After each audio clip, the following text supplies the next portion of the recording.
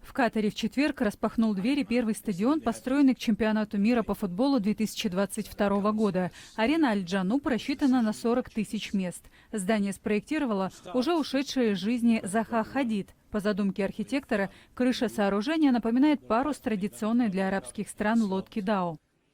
Ранее арена называлась Аль-Вакра в честь города, где построена, и одноименного спортивного клуба. Но эмир Катара незадолго до открытия написал в Твиттере о переименовании.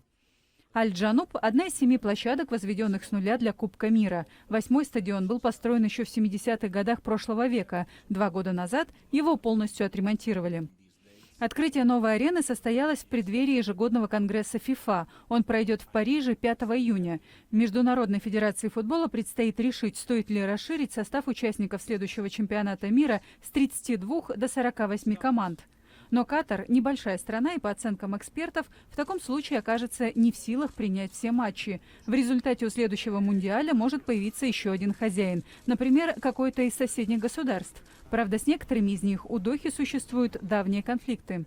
Саудовская Аравия, Объединенные Арабские Эмираты, Бахрейн и Египет объявили Катару политический и торговый бойкот, обвинив его в поддержке терроризма. Доха это отрицает. По словам главы ФИФА Джанни Инфантино, организация игр в соседних странах поможет снизить напряженность в регионе.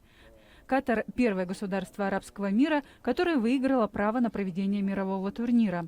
К тому же чемпионат впервые пройдет в зимний период с 21 ноября по 18 декабря, так как летом в регионе слишком жарко. Власти в Дохе намерены инвестировать в спортивную инфраструктуру до $8 миллиардов.